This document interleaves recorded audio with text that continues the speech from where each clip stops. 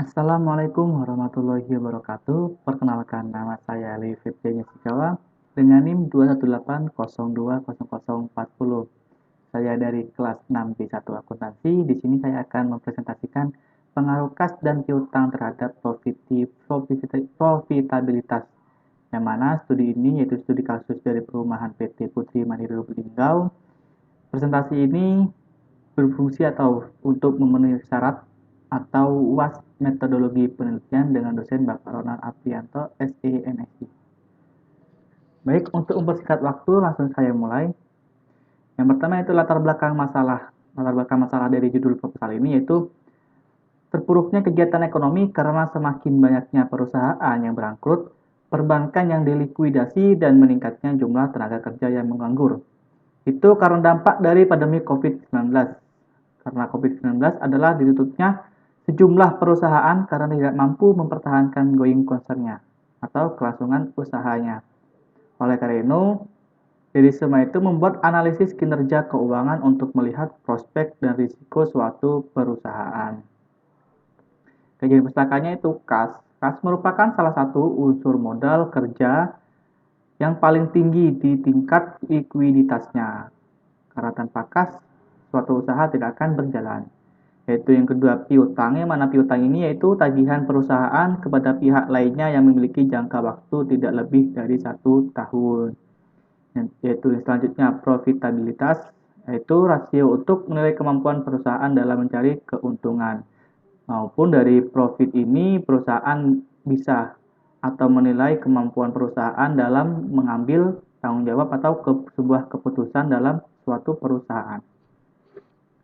Tujuan penelitian ini yaitu yang pertama yaitu untuk mengetahui pengaruh kas terhadap profitabilitas perumahan tipe 36 dari tahun 2017 sampai dengan tahun 2020.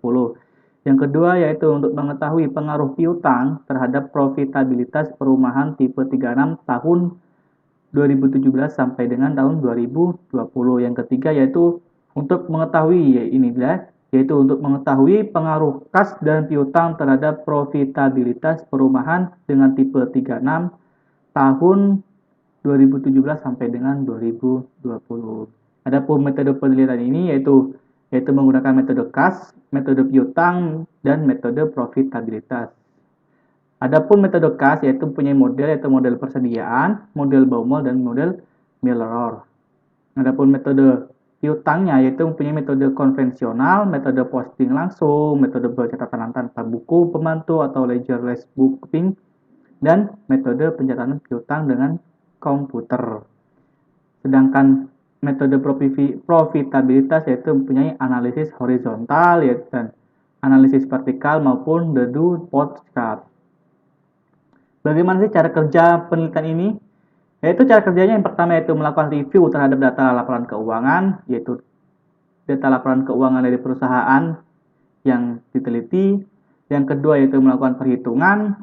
Selanjutnya melakukan perbandingan terhadap hasil yang telah dihitung atau yang telah diperoleh.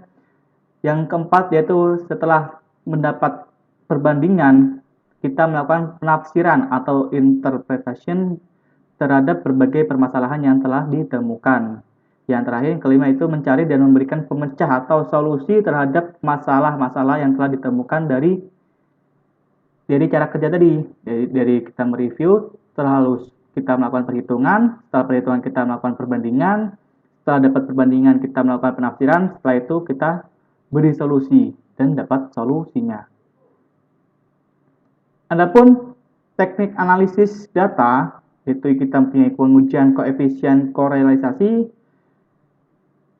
Yang kedua, mempunyai pengujian regresi linear berganda. Adapun uji hipotesisnya kita menggunakan uji determinasi, uji parsial, dan uji simultan. Kerangka desain penelitian ini itu yang pertama kita melakukan observasi awal, kita tinjau dulu perusahaan ini. Yang kedua, kita mengidentifikasi masalah yang akan dibahas. Jadi perusahaan ini apa sih yang akan kita bahas? Yang ketiga, kita menemukan rumusan masalah, apa aja masalah-masalah yang ada di perusahaan, di internal maupun eksternal. Yang selanjutnya itu mempersiapkan instrumen penelitian, mulai dari cara kerja tadi ada kita mempersiapkan data-data, mempersiapkan tempat penelitian, ada dana, dan lain-lain. Selanjutnya setelah kita melakukan semua itu, kita melakukan mengadakan penelitian. Dan setelah mengadakan penelitian, maka kita harus mengumpulkan data. Setelah data terkumpulkan, kita harus menganalisis data yang telah terkumpul. Dari semua itu, maka akan kita dapat hasil penelitian serta kesimpulan. Adapun kesimpulan dari ini bahwa dalam observasi, mengidentifikasi, menentukan rumusan, sampai dengan kesimpulan bahwa kesimpulannya adalah peranan kas itu sangatlah penting dalam suatu perusahaan, karena tanpa kas suatu usaha atau perusahaan atau PT ataupun apapun itu ataupun perusahaan yang lain-lain tidak akan berjalan, karena peran kas itu sangat berarti. Dan juga dari PT ini, walaupun selama pandemi, alhamdulillah PT ini mendapatkan profit yang bagus walaupun di tengah-tengah pandemi. Sekian